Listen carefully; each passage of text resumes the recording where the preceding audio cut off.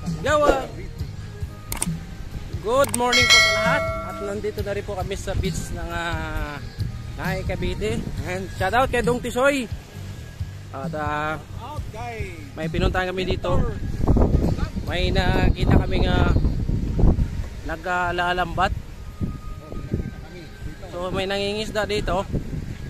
Puntahan namin. Tignan namin kung ano yung huli nila. Kasi sa amin sa probinsya, ganito rin yung sistema namin sa panghuli ng isda.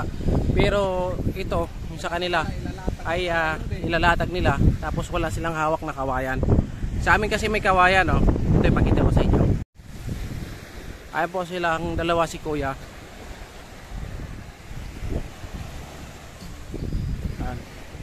Taksay po ang tawag sa amin yan. Ayan po.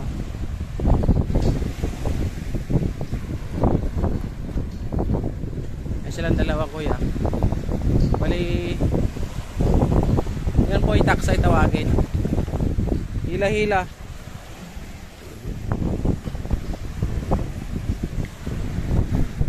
Tapos yung nakikita niyo po yan ay parte na po yan ng Bataan Power Plant. At yun, Bataan na po yan yung nakikita po natin. Tapos yung may minamining, Bataan na po yan.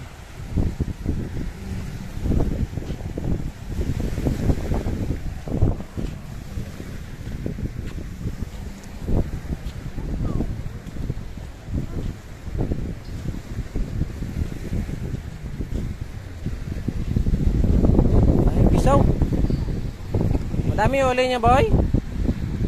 Ha? Madami na? Ay, kisaw. Ayan ang huli nila, oh, kisaw. Oh. Ganyan din ang hinuhuli na sa amin, oh. Kisaw.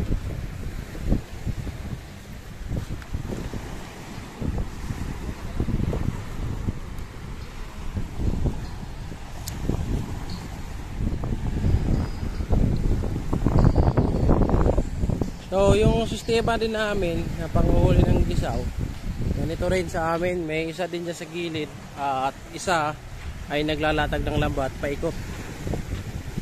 Tapos yung sahuli na yan ay abanti dito.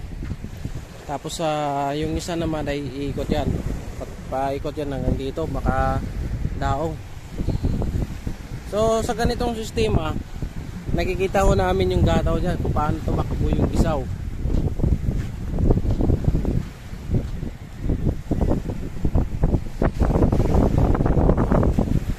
Kahit ganyan yan medyo ano ng hangin, makikita po yan yung ang takbo ng grupo ng mga gisaw na yan. Dong! Dong! Aroma Beach? Aroma Beach. Nahay Cavite. Aroma Beach yan.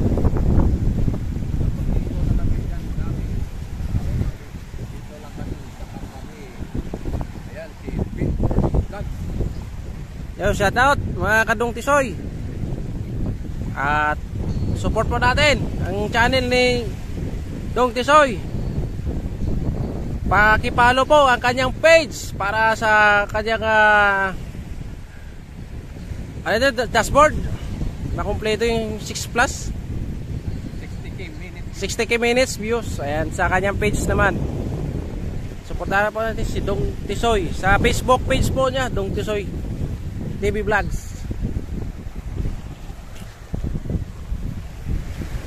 O yan yung ang sistema ni Kuya, wala siyang hawak na kawayan. Pero ito yung lambat nila ay parang 50 meters lang kahaba to. O parang 50 meters lang maikli to. Sa amin mahaba.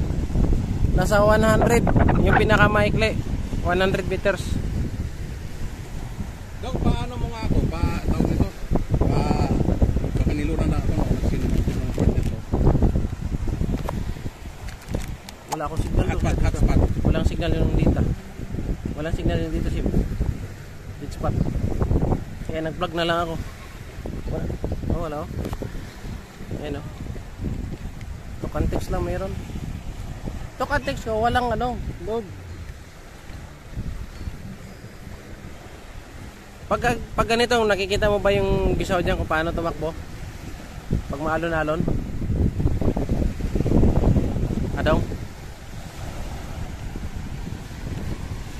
So maikli lang kasi yung lambat nila kuya, no? Kaya yung sistema nila ay pag area daong na agad yung dulo ng lambat.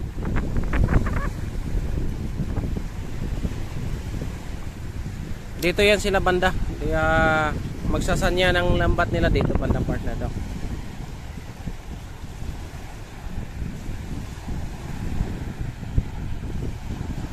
Mahirap yung ganyan, kaso lang mas maganda talaga pag may kawayan na hawak.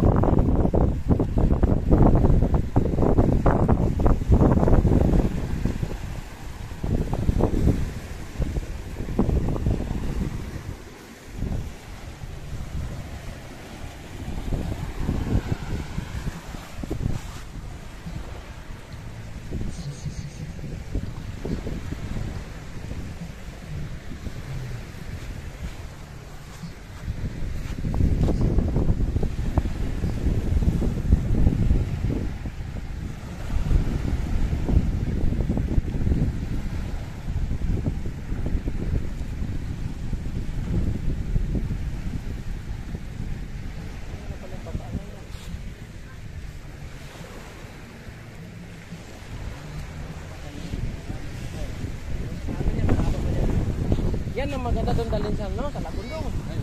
Tuda sa Laga Tilapia doon. Pati mga dalag. Ay,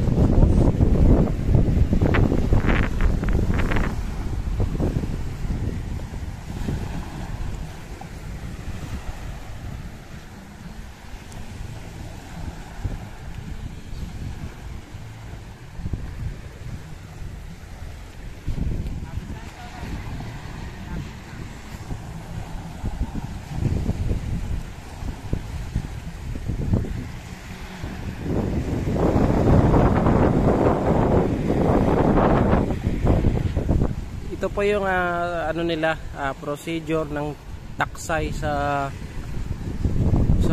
Cavite, Naik, no? Walang pinagkaiba sa amin doon sa Aklan, sa Batan, na pagkahuli ng gisaw nila. Pero yung pinagkaiba lang, wala silang kawayan na ginagamit.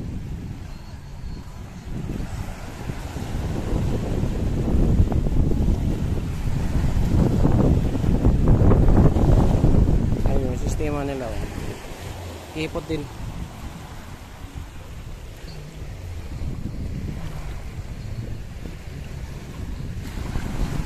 Tapos yung lambat yan ay ano sa dulo, parang letter U,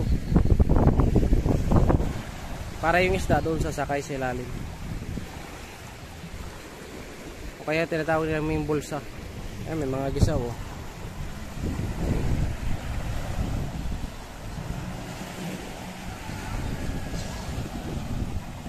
Maliit, isaw. Kasi itong ano, ang number 2. 12 to kuya, no? Numero 12. Yung lambat niya 12. Tapos yung tangsi nilang gamit 0.30. Numero 30 yung ano nila. May gumagawa niya kuya dito ganito. Magkano magpagawa ng ganito niya? May gumagawa. Magkano po yung gawa?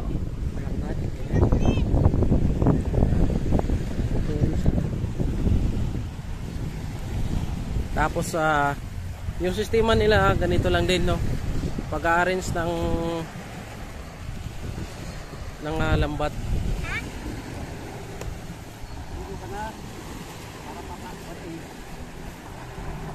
Walang pinag-iba din sa amin yung paggawa. Kaya magkano magpagawa ng lambat na ganyan dito? 50 meters na, no? Ang haba. Hindi lang yan. Bisin ko lang. Kasi sa amin yan. Maganda kasi yung may suko. Oo. Sa gitna. May binibenta kasi na pwede na yata. Kasi sa amin Tama bang ka? 100 to 120 meters ang haba ganito. Pares din tayo ng ano eh, ganyan din sa amin. Oo. Hindi, pares tayo lambat. Hindi. Ganyan din. Oo. Tapos yung kinaiba sa amin, sa dulo ng ano, kawayan, may hawakan na kawayan. Pukot style siya, pero ganito yung lambat. Yung ginagamit naming lambat din, numero 14, tsaka 13. Kunsi ito? Pang-konti, pang-sube. Ba, nakuha yan. Ganito rin sa amin yung ano.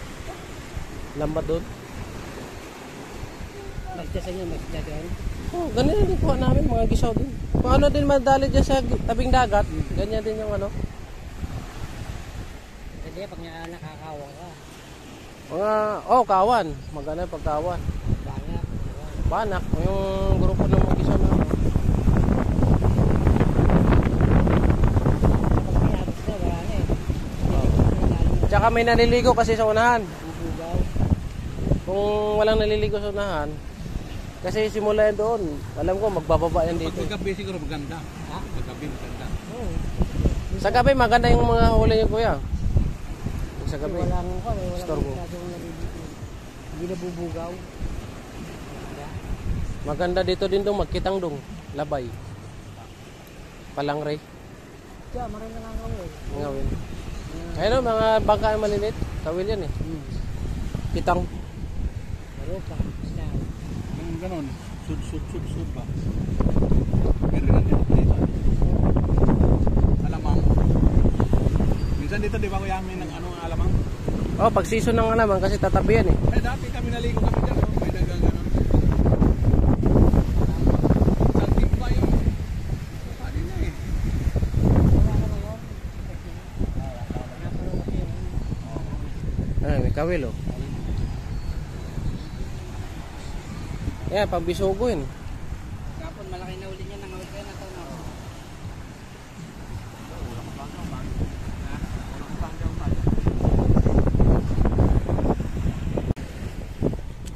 So yun na, pabalik kami sa cottage namin at tinignan na namin yung huli nila kuya. So yung huli nila ay mga gisaw din. So kaya din sa amin sa probinsya, mga gisaw din. At tinignan ko din kung anong procedure nila. Wala magkaiba sa mga procedure namin sa ginagawa dun sa amin.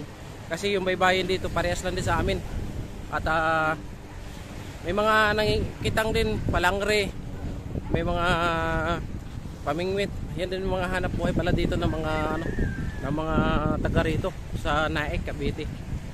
Ayun at yun na po yung ating video ngayon at tuloy pa rin po yung aming outing dito sa Naik, Cavite, team building. Alright.